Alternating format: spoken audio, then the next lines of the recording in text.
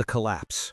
June 22nd, 1941, 3:15 a.m., Western Soviet Union. The ground shakes before the first shot is heard. Then, artillery. A wall of fire tears across the horizon as thousands of German guns open up at once. The night sky flashes white, then orange, then black again as explosions ripple across Soviet positions. Men wake to chaos. Not alarms, not orders, chaos. Lieutenant Georgy Zhukov is not here, not at the front, but what's happening right now will reach him soon enough. Because this isn't just an attack, it's the largest invasion in human history. German forces surge forward under the cover of artillery and airstrikes. Tanks, fast, coordinated, unstoppable, cut through Soviet lines before many units even understand what's happening. Communications fail almost immediately. Wires cut, radios silent, orders lost. You can almost feel it, that moment when structure disappears. Soviet soldiers scramble from trenches, some without weapons, others without commanders. The sky fills with the sound of aircraft, dive bombers screaming down, dropping payloads with terrifying precision.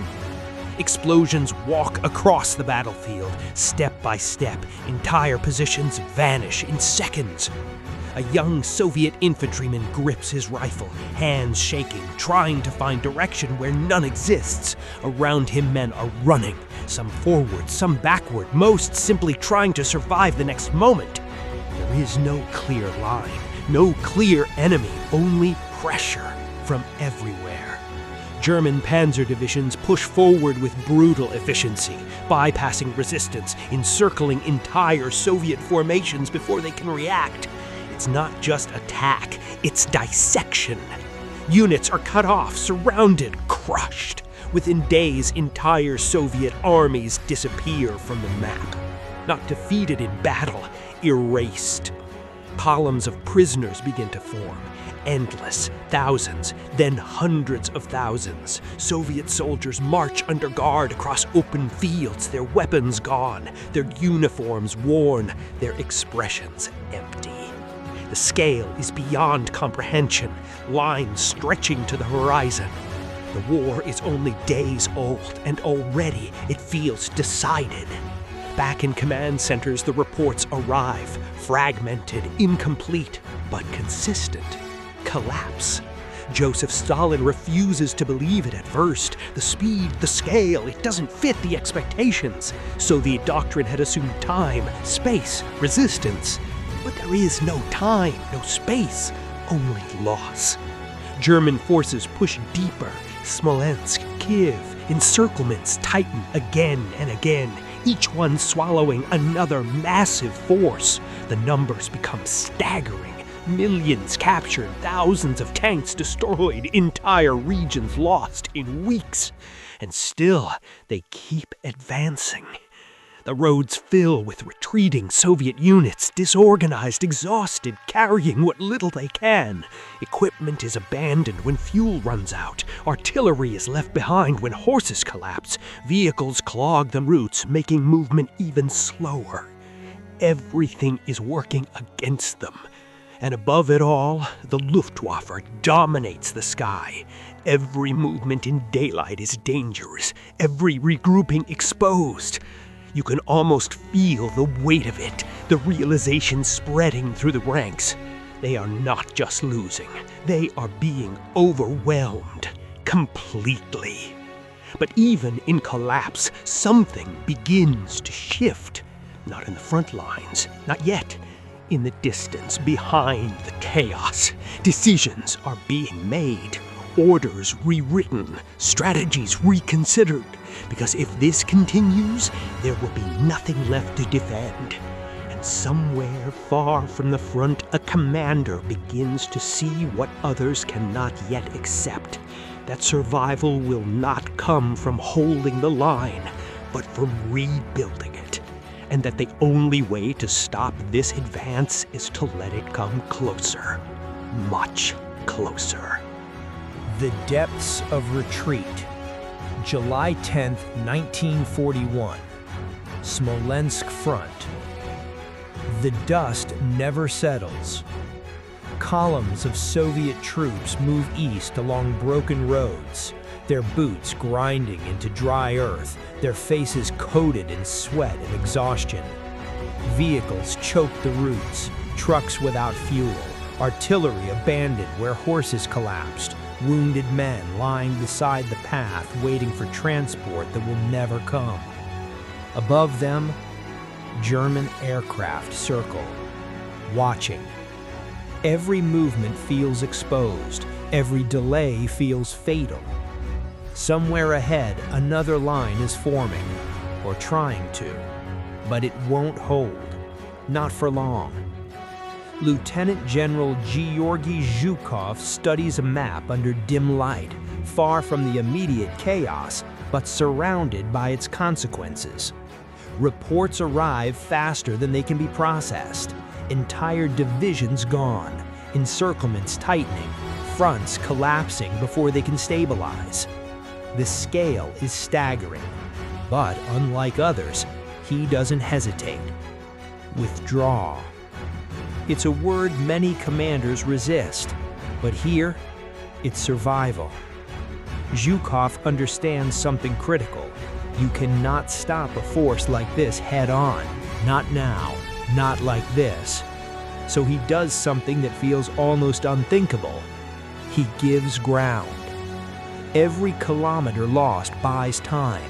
Every delay stretches German supply lines. Every retreat, if controlled, preserves something more valuable than territory: men. But control is the problem, because out there is no order. At Smolensk, Soviet forces attempt to regroup, dig in, resist, and for the first time, the German advance slows. Not stops, but slows. Fighting becomes more intense, less fluid. Soviet units, though battered, begin to counterattack in fragmented, desperate pushes. Some succeed, most fail. But something changes. The Germans are no longer advancing unopposed. The cost is rising. Urban landscapes turn into battlegrounds, buildings shattered, streets filled with debris, soldiers fighting room to room, sometimes unaware of who holds the next position. The war becomes closer, more personal. But even here, encirclement returns. German forces pivot, maneuver, close the gaps. Once again, Soviet troops are trapped. The pattern repeats, relentlessly. Hundreds of thousands more are captured. The numbers climb beyond comprehension, and still, the retreat continues. By August, the scale of the disaster is undeniable. Entire armies destroyed, fronts pushed back hundreds of kilometers. German forces now deep inside Soviet territory, and yet they are not at Moscow. Not yet. The distance remains, and distance is time. Zhukov sees it clearly. Every report, every movement, every delay. The Germans are advancing fast, but they are also stretching. Supply lines grow longer, fuel becomes harder to deliver, maintenance becomes harder to sustain, and the deeper they go, the more they depend on momentum. So the question becomes, what happens when that momentum breaks? Far behind the front lines, something is beginning. Factories dismantled, machinery loaded onto trains, entire industries moved east beyond the reach of German bombers. It's not visible from the battlefield, not yet, but it's happening. Production, reorganization, preparation. Because this war will not be decided in weeks. And slowly, almost invisibly, the Soviet Union begins to change, from collapse to endurance. But endurance alone won't be enough, because the Germans are still coming, still advancing, still winning. And as summer fades, a new target emerges: Moscow, the center, the symbol, the objective that could end everything. And this time, there will be no more room to retreat. The road to Moscow. October 2nd, 1941. Western approaches to Moscow. The rain doesn't stop. It turns roads into rivers, fields into traps, vehicles into dead weight. German columns grind forward anyway. Operation Typhoon has begun, and everything is being thrown into it. Tanks, infantry, artillery. The final push. At first, it works. Soviet defenses, already battered from months of retreat, begin to fracture again under the renewed pressure. German panzer divisions break through weak points, exploiting gaps with precision, moving fast before resistance can organize. Encirclements return.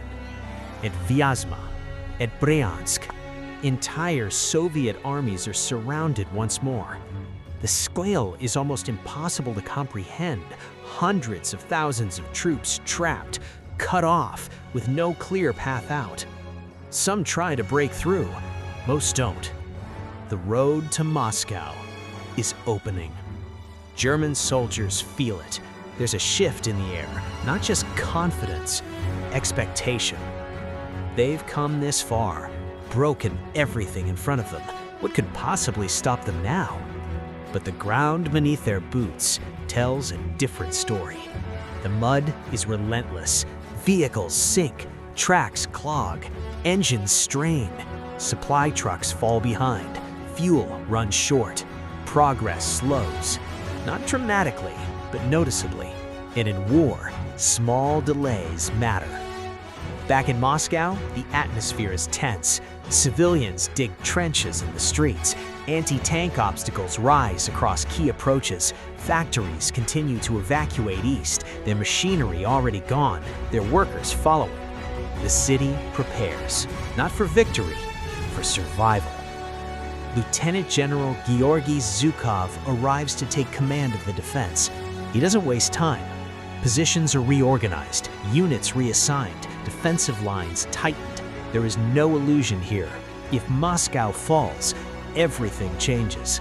But Zhukov doesn't plan to let it fall. He understands something the Germans are only beginning to feel. They are reaching their limit. The advance has been fast, too fast. Supply lines are stretched thin across hundreds of kilometers of hostile territory. Equipment is worn down, crews are exhausted, and the weather is turning. The rain begins to fade, the ground starts to harden. For a moment, it seems like conditions might improve. Then the temperature drops, suddenly, sharply. Frost spreads across the landscape overnight. Mud freezes solid, locking vehicles in place, cracking components not designed for such extremes. Engines struggle to start, weapons malfunction, lubricants thicken, and the cold is only beginning. German troops, still equipped for a campaign that was supposed to end in summer, feel it immediately.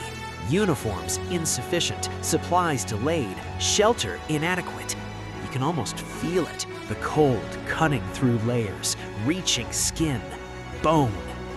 Meanwhile, something is arriving. From the east, fresh troops. Siberian divisions, trained and equipped for winter warfare, begin to reinforce the defensive lines around Moscow. Their uniforms are heavier, their movement more controlled, their presence stabilizing. Among them, new machines. T-34 tanks roll into position, their wide tracks designed for terrain like this, their armor sloped and resilient, their engines more suited to the cold. They are not invincible, but they are different. And difference is enough. German forces continue to push, closer, closer. At some points, they can see the outskirts. The city is within reach, but something has changed. The advance no longer feels unstoppable. Every kilometer forward now comes at a cost. Every engagement more difficult. Resistance stiffens. Soviet forces hold longer. Counterattack more often. The momentum is fading.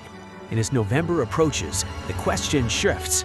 Not how fast can they take Moscow, but can they take it at all?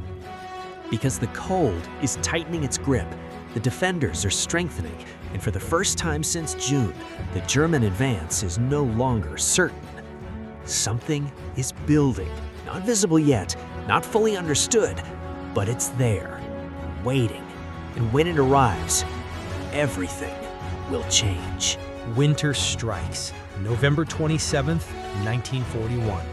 Outskirts of Moscow. The temperature drops below -20.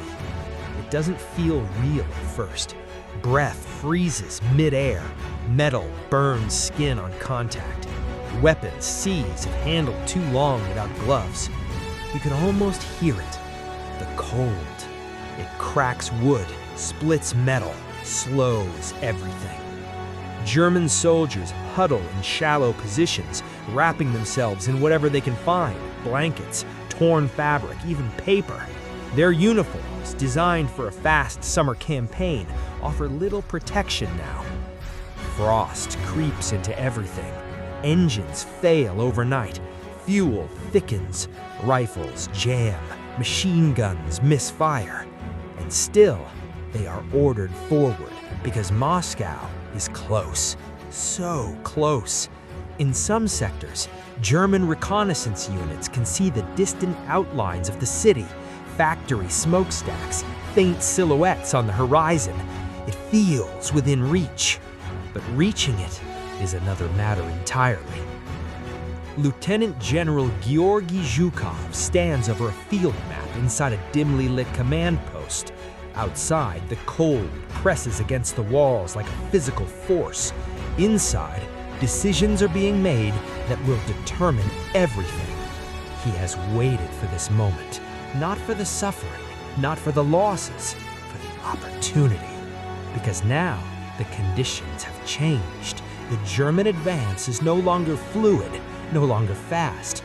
It is rigid, slowed, exposed, and exposed forces can be broken. Zhukov begins to shift from defense to preparation, quietly, carefully.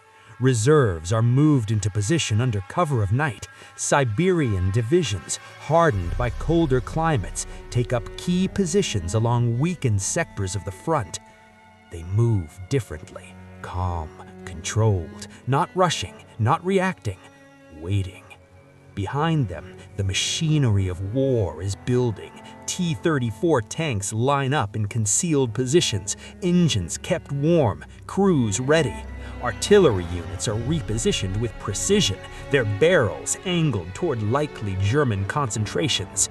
Everything is being aligned, because this won't be another desperate defense. This will be something else.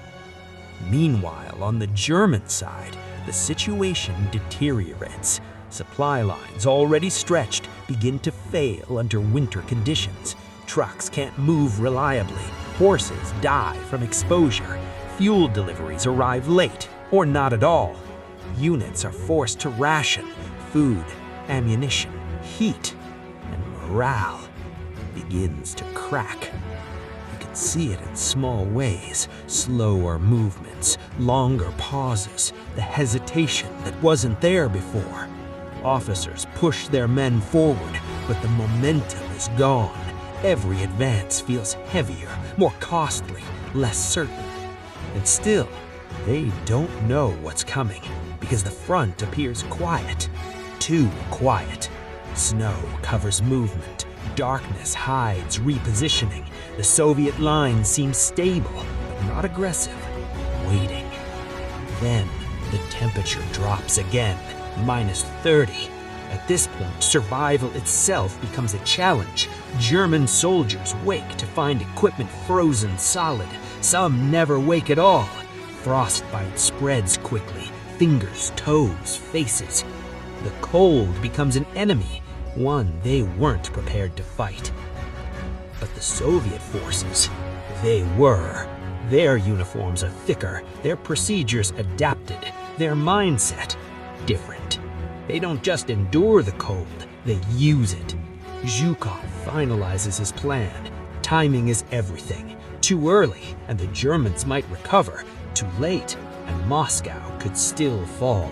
So, he waits for the exact moment when the enemy is at its weakest, when the cold has done its work, when exhaustion has set in, and when the illusion of control has fully broken. Then he gives the order, not to hold, not to defend, but to attack.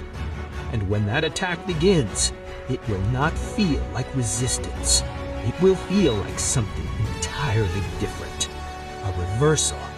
One that the German army has not yet experienced, and one they are not ready for. The counterblow. December 5th, 1941. Dawn, west of Moscow. The silence breaks all at once.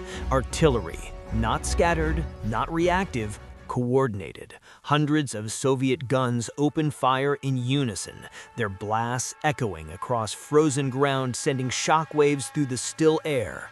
Snow lifts with each impact, drifting upward before settling again in slow motion.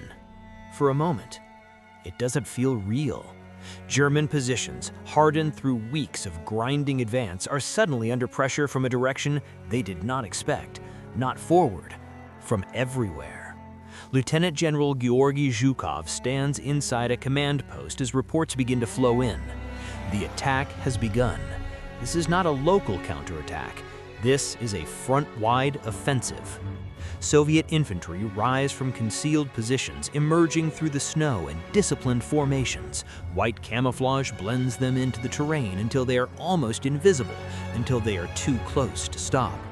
German soldiers scramble to respond, but response requires readiness, and readiness is gone.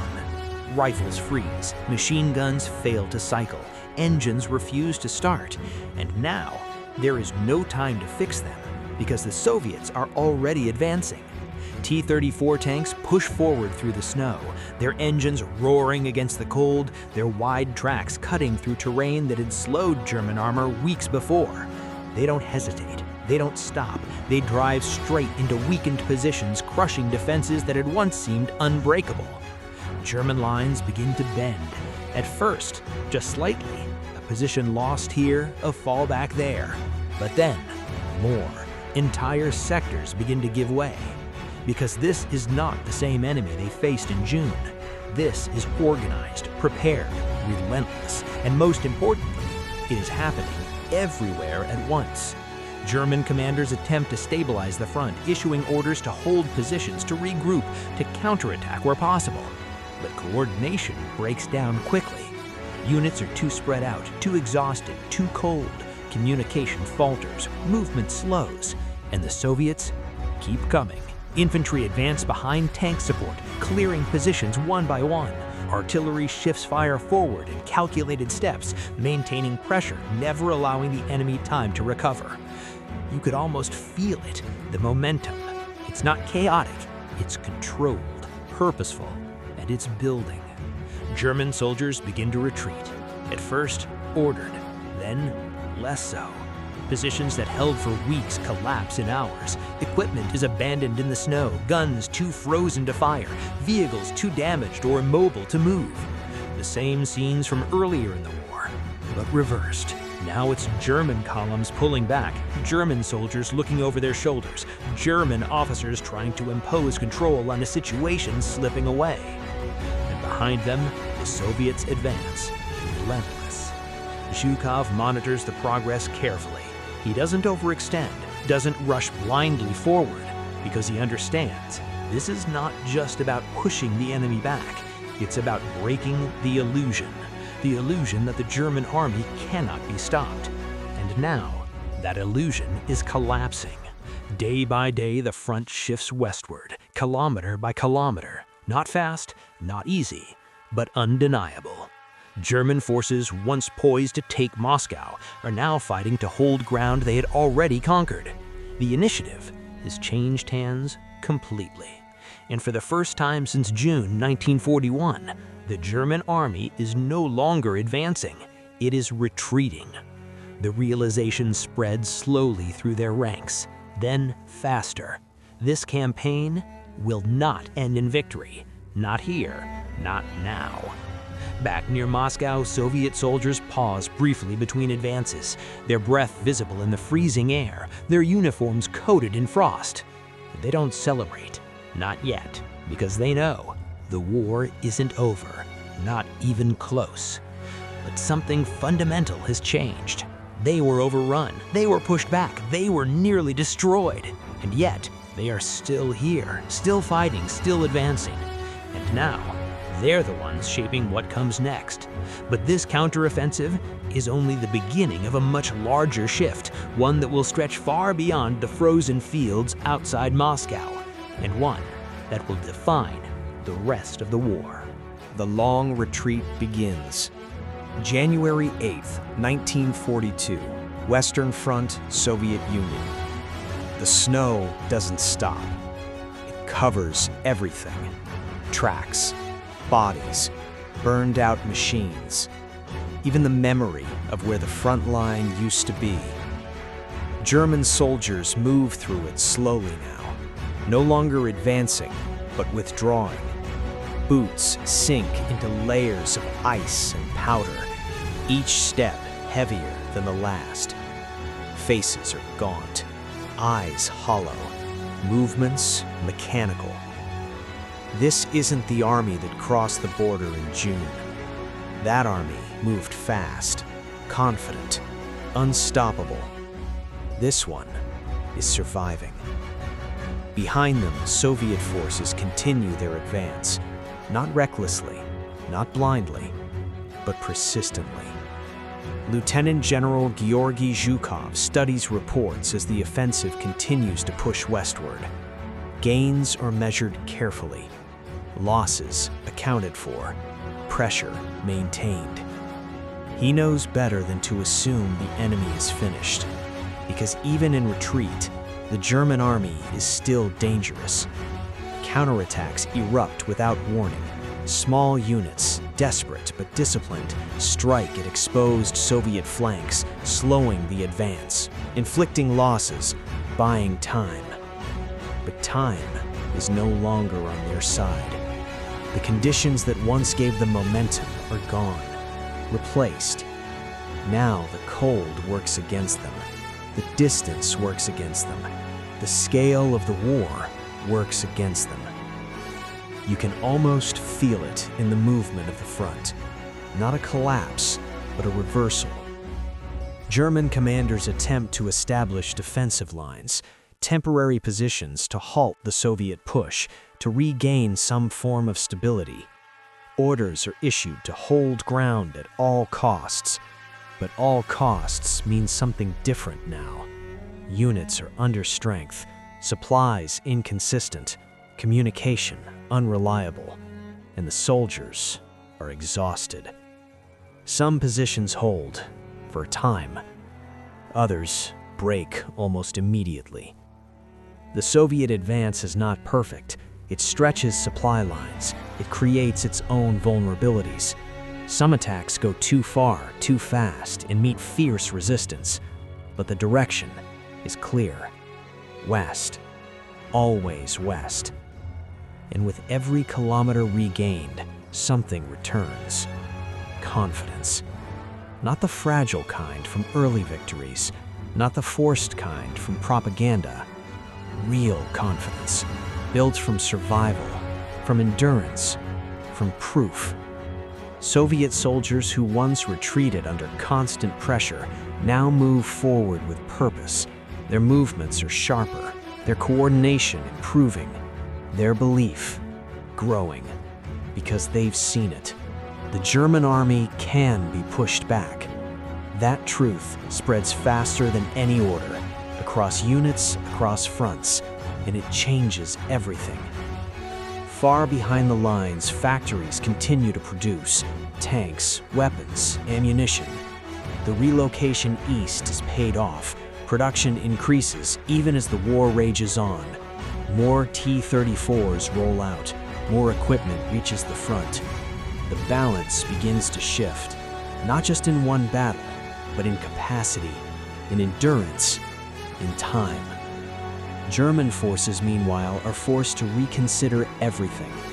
The idea of a quick victory is gone. the assumption of superiority shaken. Now, they must adapt.